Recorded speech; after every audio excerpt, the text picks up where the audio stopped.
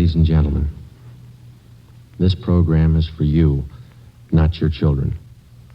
The subject is of vital importance to you as parents. This is the story of a vicious man. The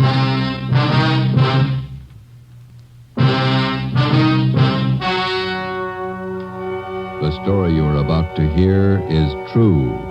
Only the names have been changed to protect the innocent. Fatima Cigarettes, best of all long cigarettes, brings you Dragnet.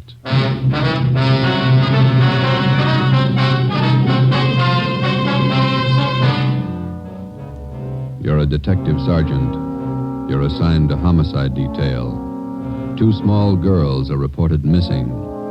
Somewhere between their homes and a neighborhood grocery store, they dropped from sight. Your job, find them. If you want a long cigarette, smoke the best of all long cigarettes. Smoke Fatima.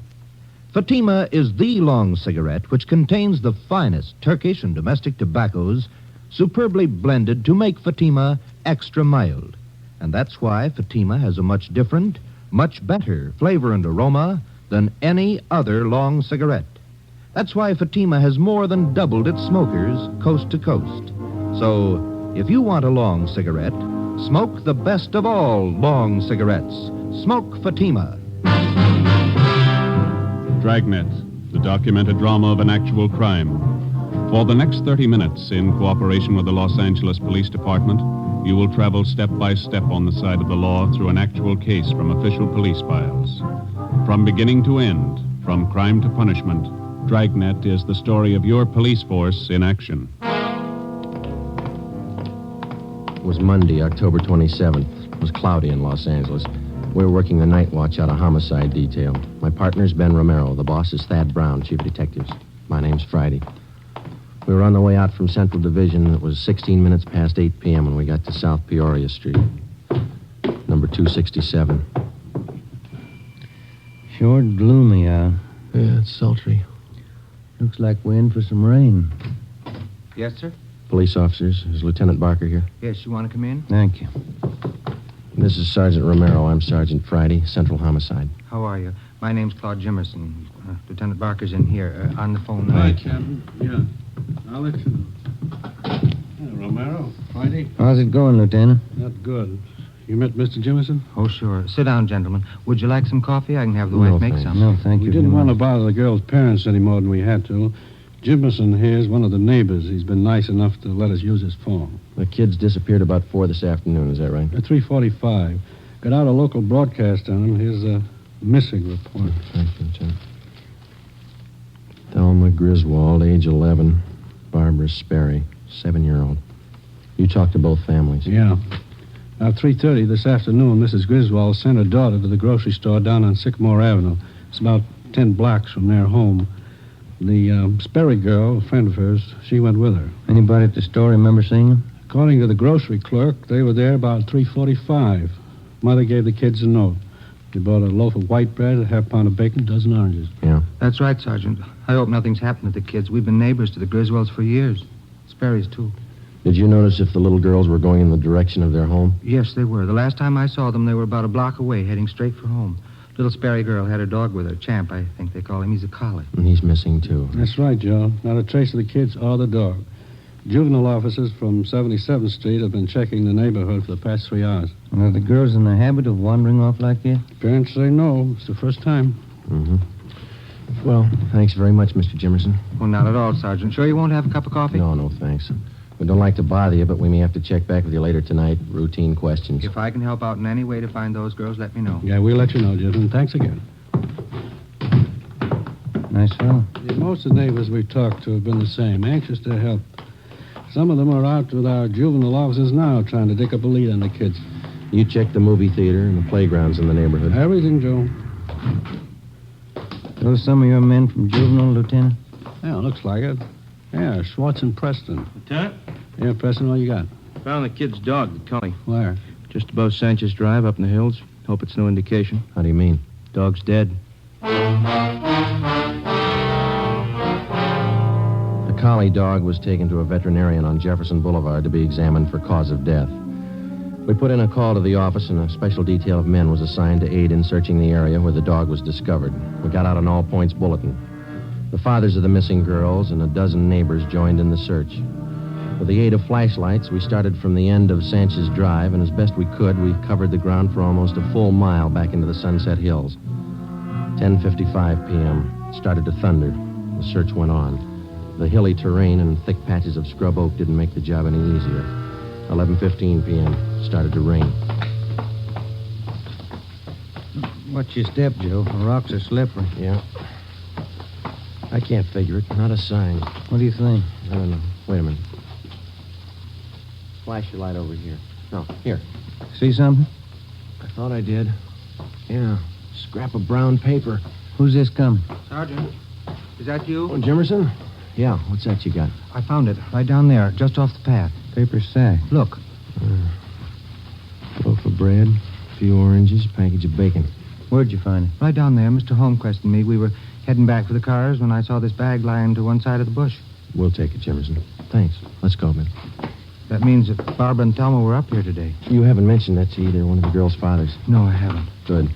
They're having a hard enough time as it is. Friday, Ben, see him for a minute? Yeah. Excuse us, Mr. Jimmerson. Certainly. Yeah? Schwartz and I checked with the vet who examined the dog. What'd he say? Says the dog was beaten to death. We made another attempt to continue the search of the Sunset Hills area for the two missing girls, but the heavy rain and the darkness made the job impossible. The rain had also destroyed the physical evidence at the spot where we had found the grocery bag. We went back to Jimmerson's house and called the office again. Another detail of men was assigned to be on hand to help in the search when it resumed at daylight. Chief of Detectives Thad Brown and Captain Harry Elliott of Homicide were notified of late developments. At 25 minutes past midnight, we started to retrace the steps of the two missing girls from the time they left their homes at 3:30 the afternoon before. We covered every foot of ground along the route which the girls reportedly took on their way to the grocery store. We got the grocery clerk out of bed and interviewed him again. We talked with two elderly ladies in the neighborhood who said that they had seen the missing children between 3 and 4 p.m. the previous afternoon. They could add nothing to what Jimmerson had already told us. 3:30 a.m. It was still raining hard. We drove back to South Peoria Street and sat in the car. The lights were still burning in the homes of the missing youngsters, the Griswolds and the Sperrys. Jimmerson asked us in for coffee again. This time we accepted. We went in and sat around the kitchen table. Glenn Chandler and Stendhal from Homicide, Lieutenant Barker, Ben, and myself. Jimmerson's wife made the coffee. There wasn't much talking.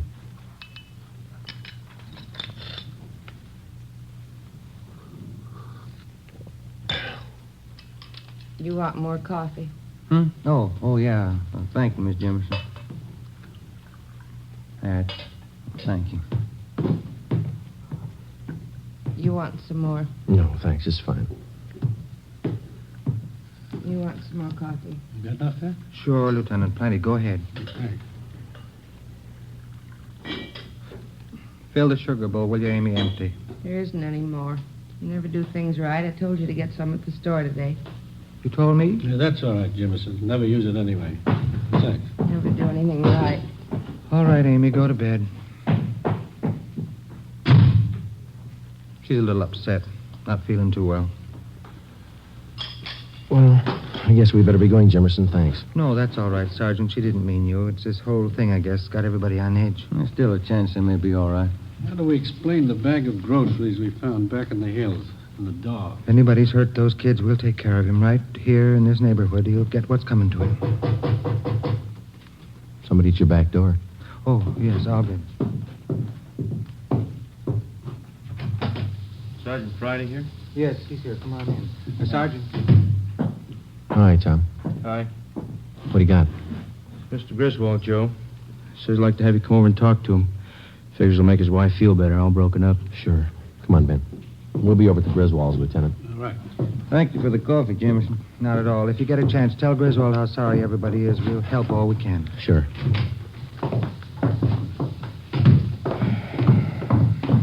Bad night. Yeah. Did you check by the Sperry's house, Tom? Mm-hmm. Mother's trying to get a little sleep. Father's still sitting up. There he is, by the window. Yeah. This is the Griswold home. Go ahead, Tom. Yeah. They're going to ask questions. What are we going to tell them? I don't know.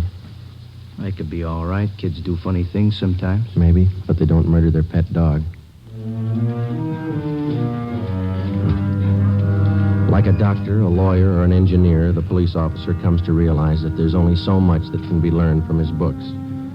Time and experience make up the rest. The police manual contains no stock answers for the grieving wife who has just lost a husband in an auto accident, no firm but polite reply to the belligerent motorist handed a traffic tag, no words of reassurance for distraught parents of missing girls, ages 11 and 7. Whether it's trapping criminals or comforting parents, you find the right answer the hard way. There isn't any other way. We sat and talked with the Griswolds for a full hour. We didn't tell them about the dog or the bag of groceries.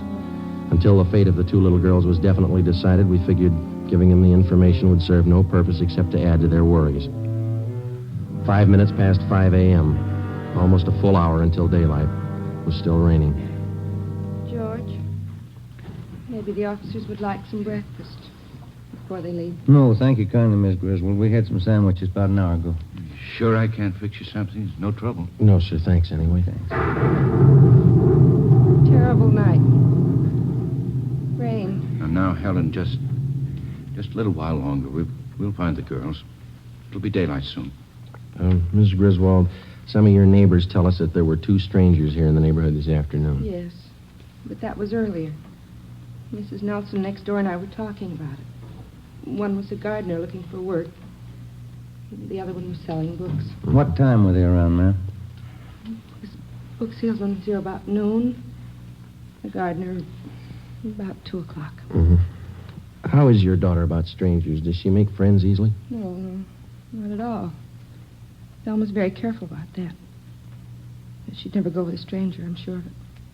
Why do you ask that question, Sergeant? Have you found out something? No, sir. No, we haven't. It's just a routine check, that's all. Can't understand it. The girls. Out in all this rain, something must have happened, I know. Now, Helen, you've been doing fine. Don't let down now. Joe, Chief Brown's car just pulled up outside. Thanks, Tom. Ben? Yeah. Thank you very much, Mr. Griswold, Ms. Griswold. Well, thank you, gentlemen. Here, let me show you the door. We'll meet at the end of Sanchez Drive, Mr. Griswold, about 6 a.m. It should be light enough by then. Oh, all right. Oh, Sergeant, there is a chance, isn't there? The girls are all right. There's a good chance. You try not to worry. Come on, Ben. Press me.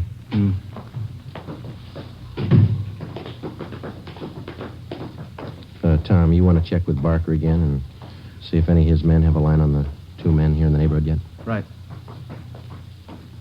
If you want us, we'll be in Thad Brown's car. All right, Sergeant. What time you got, Joe? 20 to 6.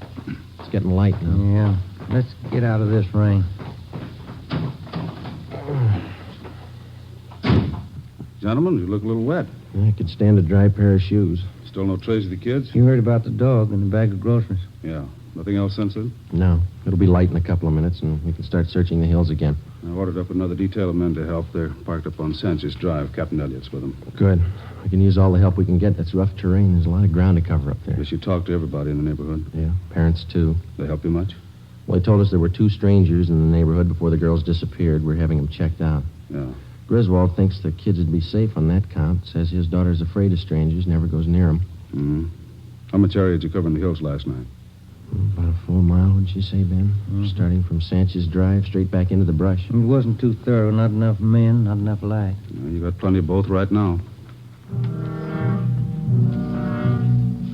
10 minutes past 6 a.m., Tuesday, October 28th. The search of the Sunset Hills area was resumed. 150 officers spread out over a 2-square-mile area with orders to probe every foot of ground. With them were almost 50 volunteers from the neighborhood. The rain settled to a cold, steady downpour. The mud was ankle deep. 8:30 a.m., no sign of the missing youngsters. 10:30, still no sign. The search went on. A neighborhood restaurant owner sent out 5-gallon jugs of hot coffee for members of the searching party. After 6 continuous hours combing the hill, still no results. Chief Brown, Ben, and I went to the car for a cup of coffee and a cigarette. It's got me beat. Those kids wandered off. They had to come in this direction. Well, they couldn't have headed toward town. Somebody would have noticed them, sure. Yeah. No leads at all on that APB you sent out? 2. They both fizzled. Youngsters up in those hills someplace. Gotta be. Are you two ready? Yeah, let's go. Sure doesn't figure. 2 square miles. We've been over it twice. Go over it again. Find them.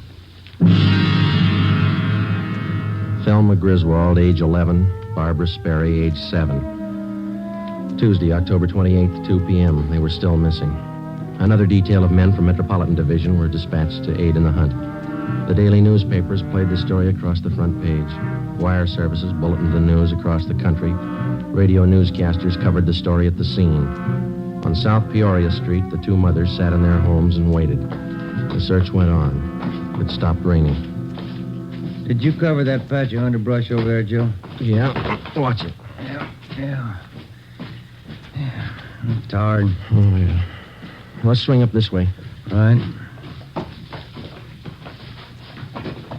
Anything? No, nothing. All right, come on.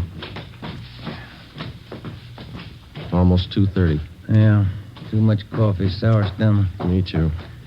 You got a cigarette? I'm out. Oh, here. Thanks. Friday! Romero! Come on down! Preston, what do you got? What is it? They found him! They found the kid! Come on. Watch it, Ben. Bad spot here. Yeah, it's slippery.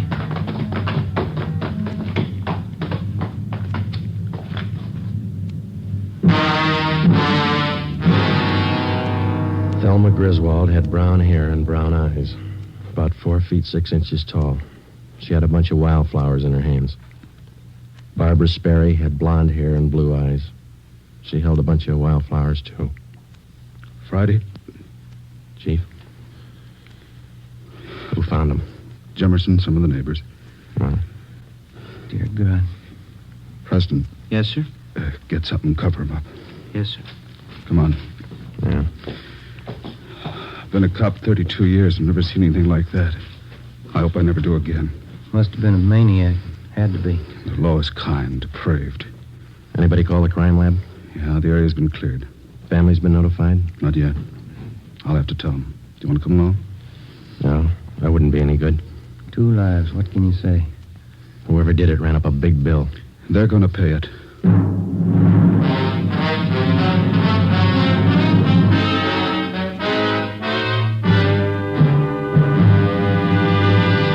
You are listening to Dragnet, authentic stories of your police force in action.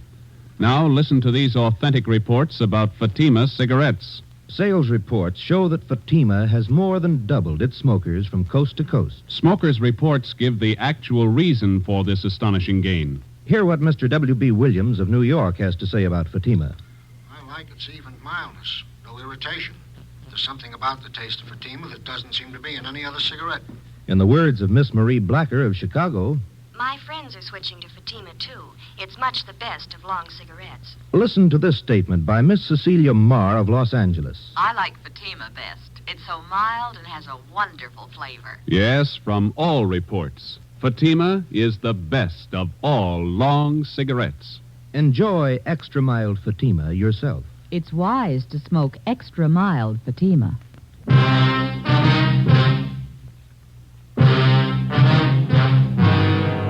5 minutes after the bodies were discovered, the hunt for the psychopathic killer was underway. Lee Jones and his crew from the crime lab arrived and took pictures of everything that could possibly have a bearing on the crime.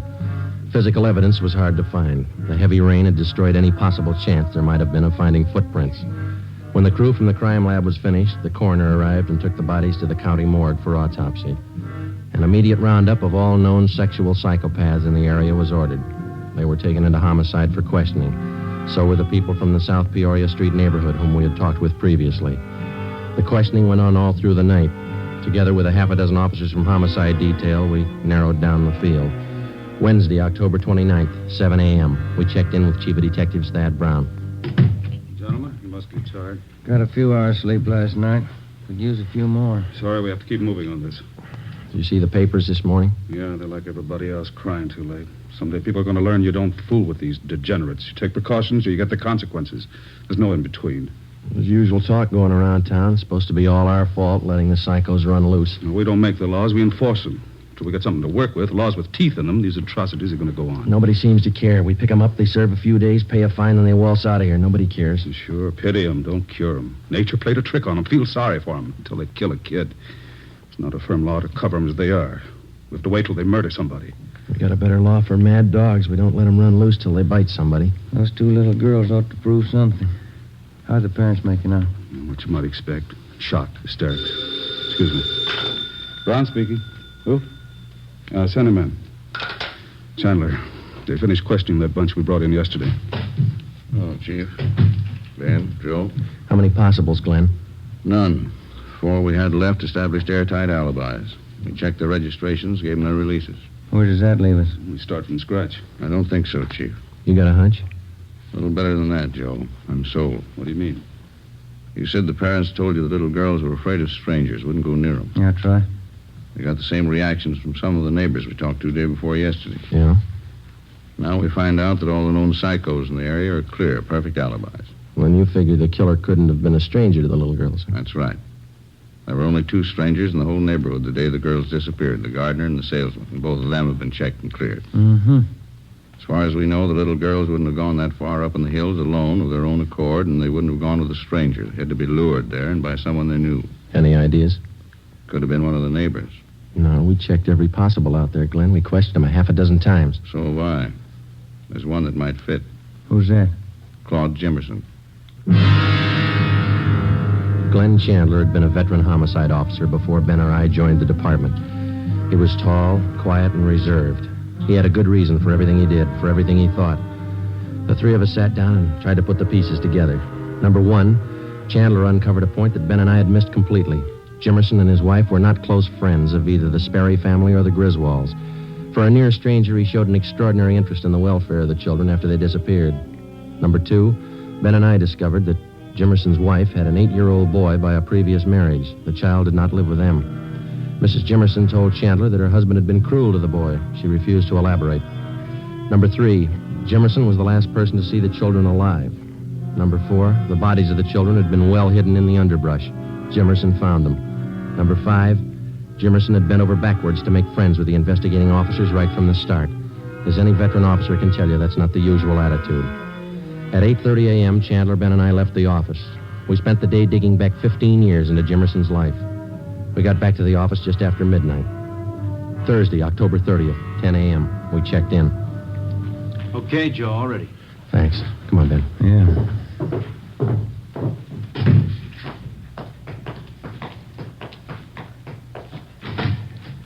Morning, Mr. Jimmerson. Oh. How are you, Sergeant? Glad to see you. Sit down. Sorry to bother you again. Not at all. Glad to help.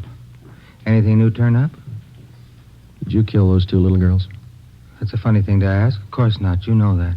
We ask everybody the same thing. Hope you're not offended. Oh, you kind of surprised me. I didn't know. Did you kill those little girls?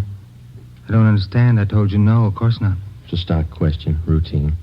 Did you kill them? Now, look, Sergeant, how many times do I have to tell you no? Sorry. You don't have any children, do you? No, we don't. No stepchildren? No. Why? Before you moved out to South Peoria Street, you and the wife lived out in West L.A., didn't you? Kelton Avenue? Well, yes. How'd you know? You recall a Mary Gibbs out there? Gibbs? No. 6-year-old girl. You were charged with molesting her. That was back in 1944. They were crazy. They never proved it. Before Kelton Avenue, you lived in Santa Monica on 10th Street. Is that right? Yes. It was an 8-year-old girl. Donna Honrath? That kid lied, too. She asked me to fix her doll buggy. I never went near her. What about your stepson? Why isn't he living with you? Why did your wife send him to live with her sister? Amy's crazy. I never harmed the boy. We didn't get along, that's all. He got on my nerves. You've had 4 jobs in the past 5 years. What were they? I don't know what you're talking about. You were a janitor at a grammar school down the south end of town, then a gardener at a children's playground, then you were a shoe salesman, children's shoes, then you worked at another grammar school. What does all this mean, anyway? What are you getting at? Have you ever been in jail? Once. 6 months. There was some trouble. What kind of trouble? I didn't know what I was doing. I was drinking. I didn't mean to bother the kid. Well? That's all, Jimmerson. Routine questioning. You can go now. Oh, thanks. I hope you haven't got the wrong idea about me. I like children, that's all. Sure. Thanks for coming in. Well, not at all, Sergeant. thing I can do to help. Well, goodbye. Say, Jimmerson, I almost forgot. There is one thing. Oh? Since you're the one who found the little girls, we'll have to have you identify the bodies. It won't take long. Morgue's just across the street, up the block. Well, I'd like to help you, but I got an appointment. All you have to do is look at them. Won't take you long. Come on, let's go. I'd like to help, Sergeant, but I don't take these things well. I get sick. We'll make it fast. Out this way.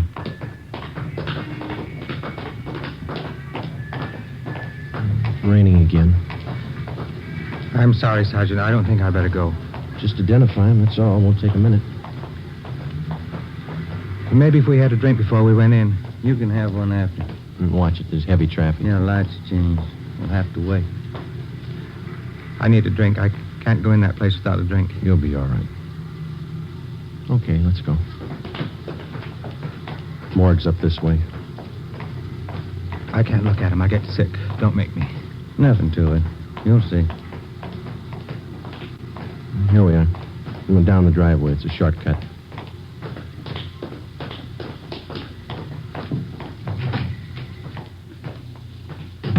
This way. Hi, Joe. Can I help you? Yeah, Archie. Those little girls. Thelma Griswold. Barbara Sperry. Oh, yeah. This way. Please. Right here, Joe. Yeah, Thelma Griswold. Uncover.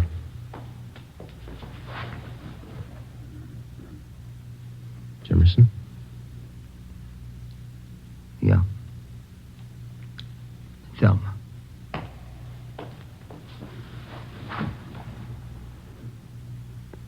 This one?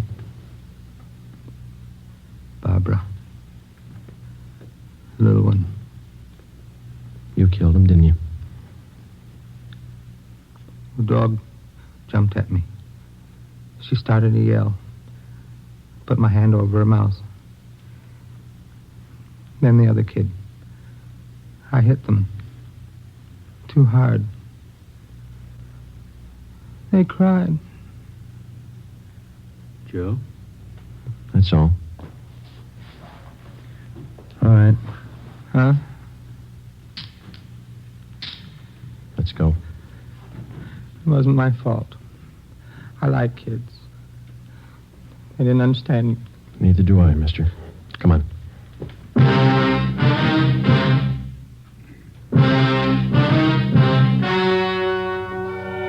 The story you have just heard was true. Only the names were changed to protect the innocent. On March 18th, trial was held in Superior Court, Department 87, City and County of Los Angeles, State of California. In a moment, the results of that trial. It's amazing how many long cigarette smokers are changing to Fatima. Here's the actual report. From coast to coast, Fatima has more than doubled its smokers. Yes, more and more smokers every day are discovering that Fatima is the best of all long cigarettes. Smokers find Fatima has a much different, much better flavor and aroma than any other long cigarette. They find that Fatima is extra mild because it's the long cigarette which contains the finest Turkish and domestic tobaccos superbly blended to make it extra mild. Enjoy extra mild Fatima yourself. Best of all long cigarettes.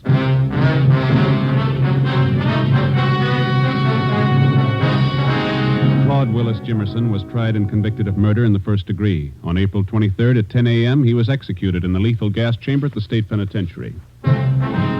You have just heard Dragnet, a series of authentic cases from official files. Technical advice for Dragnet comes from the Office of Chief of Police W.A. Wharton. You're tuned for the stars on NBC.